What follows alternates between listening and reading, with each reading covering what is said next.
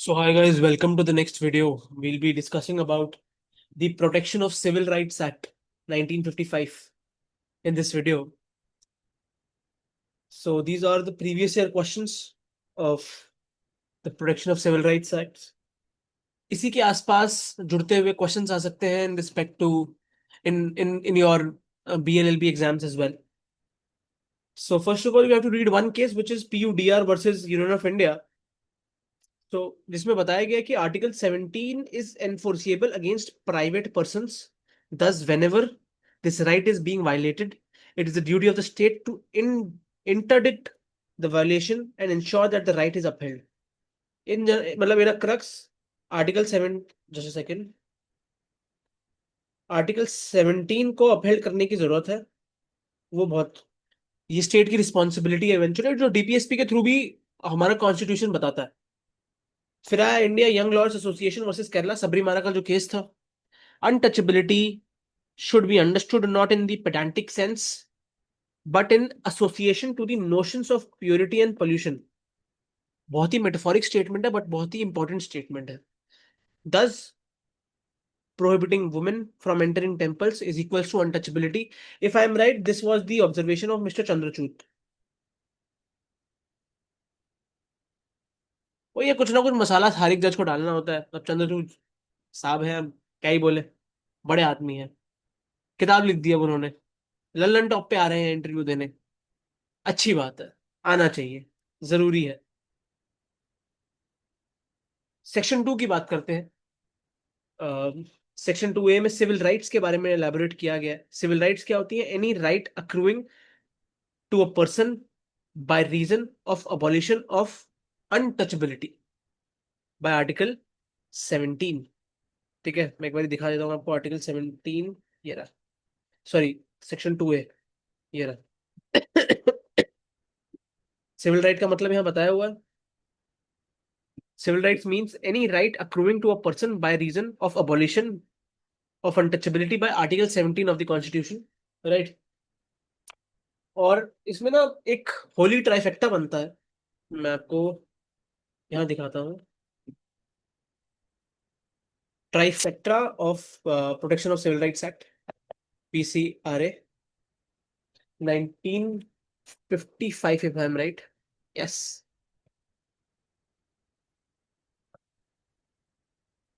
1955 trifecta बनता है 3 sections के थ्रू, राइट। सेक्शन 3 जो बताता है religious disability,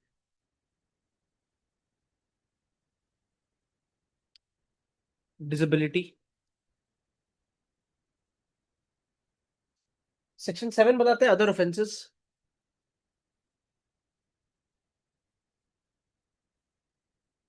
offences related to untouchability.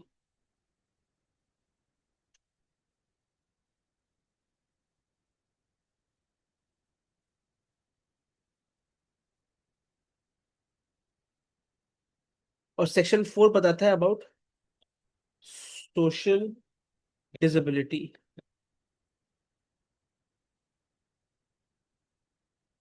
ठीक है, तो ये ट्राइफेक्टा है of the disabilities which are included under the protection of civil rights act.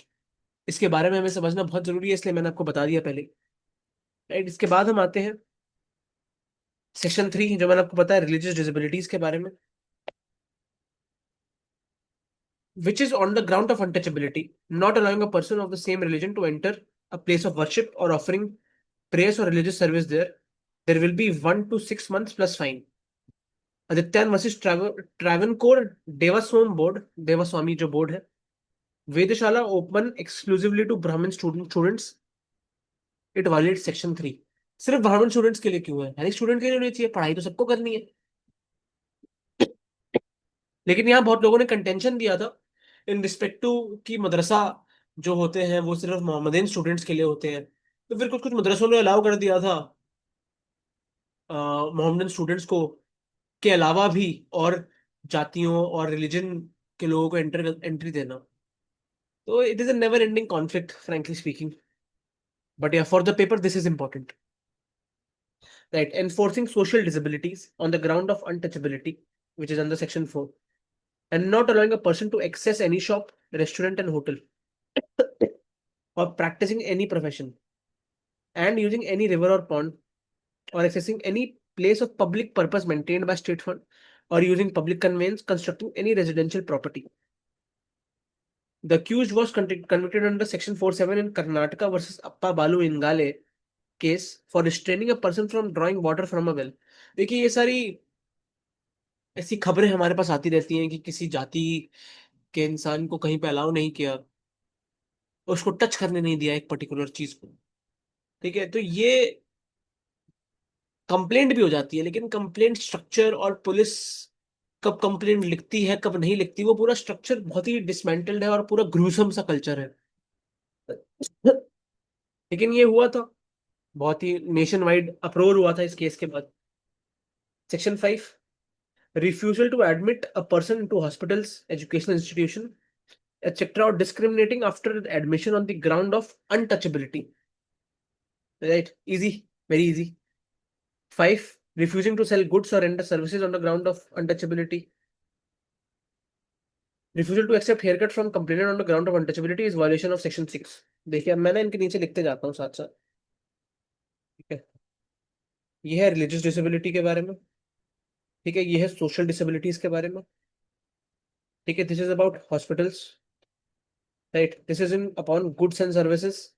इसमें हम आर्टिकल 19(1)(g) का भी प्रोस्पेक्ट बोल सकते हैं, कि वो ट्रेड वाला जो प्रोस्पेक्ट है ना, इससे वो रुकेगी। Offences arousing out of untouchability कौन से हैं? Preventing person from exercising any civil right, molesting, injuring और boycotting for exercising a civil right, inciting or encouraging the practice of untouchability, insulting or attempting to insult on the ground of untouchability। ये कुछ prospects है। ठीक है, इसमें है other offences. ठीक है, 7A पे आते हैं। Unlawful labour when deemed to be untouchability, compelling a person on ground of untouchability to perform scavenging, clearing carcasses, flaying, or any other act of similar nature which is to be done, right? So this is what the Kavi is trying to say in this case in respect to unlawful labor। Labour section 8 क्या कहते हैं? Cancellation और suspension of licence. If a person is convicted under section 6 above, the court may order cancellation or suspension of their license for any period। So section 6 is read with section 8, read with section 8। ठीक है, section 10 क्या बताता है? Abetment is equals to punishable with same punishment. अगर बंदा abet करेगा तो punishment same रहेगी। रिमेंबर दिस, अबेटमेंट का प्रोस्पेक्ट, अबेटमेंट। सेक्शन 12 का कहता है presumption on certain cases. Presumption काफी सारी हम पहले बताते ही हैं कि कौन सी रहनी चाहिए प्रिजम्पशंस। इसमें है, if an offence is under this act is committed against a member of a scheduled caste, SC, ठीक है, the court shell presume that the act was committed on the ground of untouchability. ठीक है, ये पहले ही presumption आ जाएगी for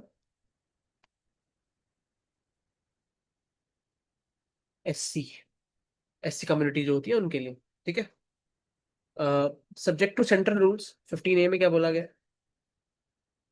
the state government can take measures to ensure availability of civil rights by, किस तरीके से सरकार सोशल प्रोस्पेक्ट्स में हेल्प कर सकती है? Providing adequate facilities such as legal aid to enable them to avail such rights, appointment of officers to exercise supervision on prosecution, setting up special courts to try offences under this act, setting up of committees implementing measures to promote them, periodic review under this act, adoption of such measures as would ensure removal of such disabilities। ये है। ठीक है, ये objects simple question आया था 7A में, specific question आ गया था। ये तो 7A एक अलग था, unlawful labour when deemed to be untouchability। ठीक है, स्कैवेंजिंग, और जो मैनुअल स्कैवेंजिंग के प्रोस्पेक्ट्स हैं अगर वो इंक्लूड होंगे, ठीक है, इस बात का ध्यान रखना है। तो ये यहाँ पे पीसीआरए में भी इसके बारे में कहा गया है कि स्कैवेंजिंग का एक जो एक्ट है अगर हम किसी इंसान से करा रहे हैं, ये हमारे आर्टिकल 21 के खिलाफ है सबसे पहली बात, और हमारी ह्यूमन डिग्निटी के भी खिलाफ है, right? So this is in respect to the Protection of Civil Rights Act. I hope you enjoyed the video. I hope it was informative for you all.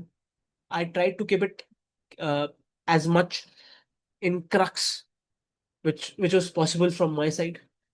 And yeah, take care. And as you can see, you all can see that I'm not well as well. So please pray for me if you see this video soon enough. Take care. Bye bye.